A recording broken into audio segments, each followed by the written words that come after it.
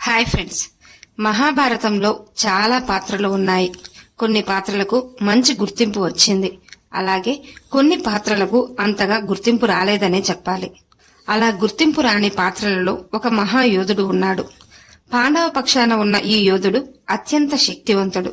కాని ఈ యోధుడు కురుక్షేత్ర యుద్ధం చేయలేదు. అంతకు ముందే తనను తానే త్యాగం చేసుకున్నాడు. అతను చేసిన త్యాగం ఏమిటి? అసలు ఆ యోధుడు ఎవరు? ఆ యోధుడిని శ్రీకృష్ణుడు ఎందుకు పాండవుల పక్షాన యుద్ధం చేయనివ్వలేదు? శ్రీకృష్ణుడు ఈ యోధుడిని ఎందుకు కావాలనే యుద్ధం నుండి తప్పించాడు? ఆ తర్వాత శ్రీకృష్ణుడు అతనికిచ్చిన వరమేమిటి? ఈ యోధుడిని ఇప్పటికీ పూజిస్తున్నారు. ఆ యోధుడెవరు? ఇలాంటి సందేహాలన్నింటికీ సమాధానాలు ఈ వీడియోలో తెలుసుకుందాం. వీడియో చూస్తున్న వారిలో ఎవరైనా శ్రీకృష్ణుని భక్తులు ఉన్నట్లయితే తప్పకుండా జై శ్రీకృష్ణ అని కామెంట్ చేయండి. అంతకంటే ముందు ఎవరైనా మన ఛానల్ ని ఫస్ట్ టైం చూస్తుంటే ప్లీజ్ సబ్స్క్రైబ్ చేసుకోండి. అలాగే ఈ వీడియోని తప్పకుండా లైక్ చేయండి. మీ ఒక్క లైక్ మాకెంతో సపోర్ట్ నిస్తుంది. పాండవులలో రెండవ సోదరుడైన భీముడు రాక్షస జాతికి చెందిన స్త్రీ అయిన హిడింబిని వివాహం చేసుకుంటాడు. వారికి శక్తివంతమైన కుమారుడు జన్మించాడు. అతడే ఘటోత్కచుడు. ఘటోత్కచుడు తండ్రి భీమునిలాగే మహాబలవంతుడు. తల్లి వద్ద మాయా విద్యలు నేర్చుకుని ఇంకా శక్తివంతుడయ్యాడు. పాండవులు ఆ తర్వాత ఆ అడవులను వదిలి వచ్చేశారు. కాని హిడింబి తన కుమారుడైన ఘటోత్కచునితో ఆ అడవుల్లోనే జీవించింది. కాని పాండవులు ఎప్పుడు తలుచుకుంటే అప్పుడు తన మాయాశక్తులతో పాండవుల ముందుండేవాడు ఘటోత్కచుడు. పాండవులు ఇంద్రప్రస్థం నిర్మించుకుని అందులో ఉన్నప్పుడు పాండవులంతా ఏదో విషయమై చర్చించుకుంటూ ఉంటారు. ఆ సమయంలో శ్రీకృష్ణుడు కూడా అక్కడే ఉంటాడు. ఘటోత్కచుడిని పాండవులు తలుచుకోగానే వారి ముందు వచ్చి నిలబడతాడు ఘటోత్కచుడు. ఘటోత్కచుడు రాగానే పెద్దలందరికీ నమస్కరించి శ్రీకృష్ణుని ఆశీర్వాదం కూడా తీసుకుంటాడు. అదే సమయంలో ధర్మరాజు ఘటోత్కచునికి వివాహం చేయాలనుకుంటున్నట్లు చెప్పి ఘటోత్కచునికి సరిపోయే అమ్మాయిని సూచించమని ధర్మరాజు శ్రీకృష్ణుడిని అడుగుతాడు. అందుకు శ్రీకృష్ణుడు, నరకాసురుడు అనే రాక్షసుడుండేవాడు. అతని స్నేహితుడే మురాసురుడు. మురాసురుడు నరకాసురుని సేనాధిపతి. నరకాసురునితో యుద్ధం చేసి నేనే వధించాను. ఆ యుద్ధంలో మురాసురుడు కూడా వధించబడ్డాడు.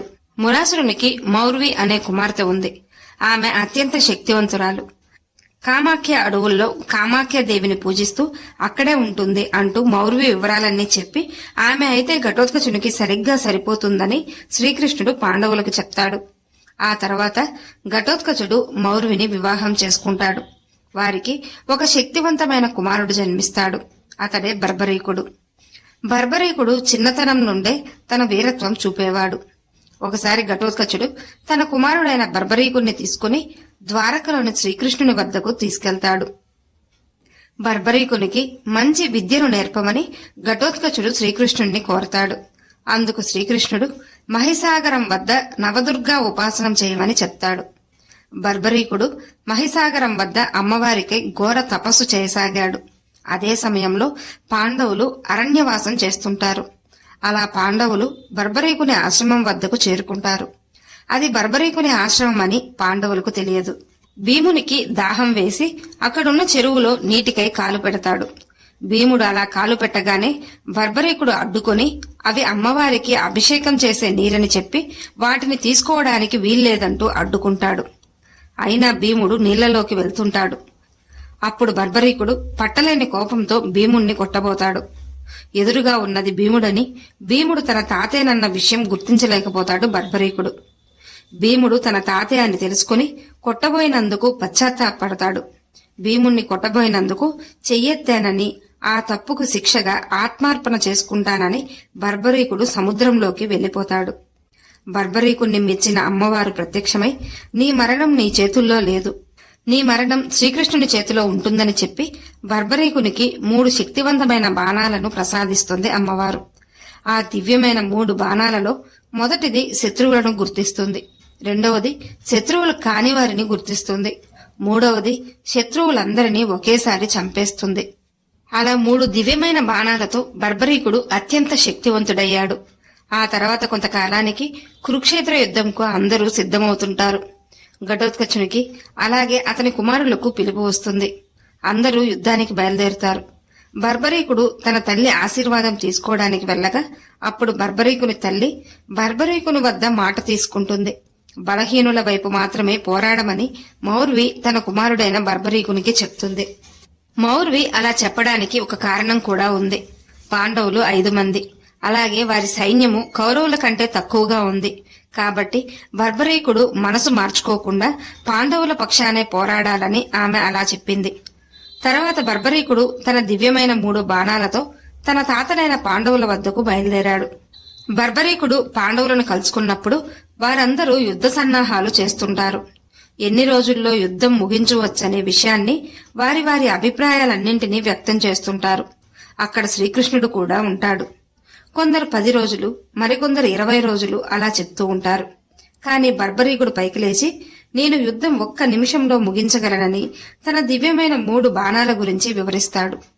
అది విన్న శ్రీకృష్ణుడు బర్బరీకుడు అలా చేస్తే చాలా ప్రమాదమని భావిస్తాడు. బర్బరీకుడు అక్కడి నుండి బయలుదేరిన వెంటనే మార్గమధ్యంలో శ్రీకృష్ణుడు బ్రాహ్మణ వేషంలో బర్బరీకుని ముందు నిలబడతాడు. నీ శక్తివంతమైన 3 బాణాల గురించి విన్నాను. వాటి శక్తి చూడాలనుకుంటున్నాను. ఈ చెట్టు యొక్క ఆకులన్నింటినీ మాలగా చేసి చూపించు అని బ్రాహ్మణ వేషంలో ఉన్న శ్రీకృష్ణుడు బర్బరీకుణ్ణి అడుగుతాడు. వెంటనే బర్బరీకుడు తన బాణంతో ఆ చెట్టు ఆకులకు సంధించగా ఆ బాణం అన్నింటినీ సేకరించి చివరకు శ్రీకృష్ణుడి పాదం చుట్టూ తిరుగుతూ ఉంటుంది.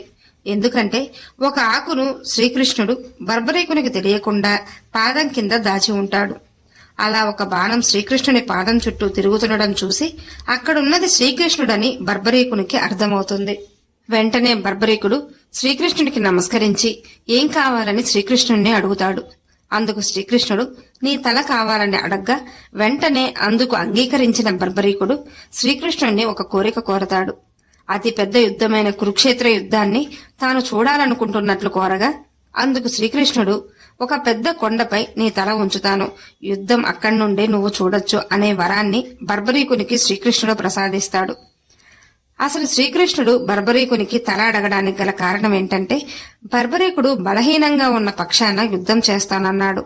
అంటే ఏ పక్షం బలహీనపడితే వారి పక్షాన యుద్ధం చేయడం వల్ల బర్బరీకుడు తప్ప ఇంకెవ్వరూ యుద్ధంలో మిగలరు. మనసు స్థిరత్వం లేనివారు యుద్ధం చేస్తే ప్రమాదమని భావించాడు శ్రీకృష్ణుడు. శ్రీకృష్ణుడు ఏం చేసినా ధర్మం కోసమే అని మనం తప్పకుండా తెలుసుకోవాలి. శ్రీకృష్ణుడు ఇచ్చిన వరం కారణంగా బర్బరీకుడు తన తలతో కురుక్షేత్ర యుద్ధమంతా చూడగలిగాడు. ఇదంతా మహాభారతంలో లేనప్పటికీ స్కంద పురాణంలో వివరించబడింది. ఇప్పటికీ బర్బరీకుని ఆలయాలు ఉన్నాయి. వాటిలో ప్రధానంగా చెప్పుకోదగిన ఆలయం కాటుశ్యాం ఆలయం. ఇది రాజస్థాన్లో ఉంది. బర్బరీకుడు మహాయోధుడు. గొప్ప త్యాగం చేసినందునే ఈనాటికి పూజలందుకుంటున్నాడు. ఈ వీడియో మీకు నచ్చినట్లయితే లైక్ చేయండి, షేర్ చేయండి, అలాగే సబ్స్క్రైబ్ చేసుకుని పక్కనే ఉన్న బెల్ ఐకాన్ని ఆన్లో ఉంచుకోండి. Thanks for watching.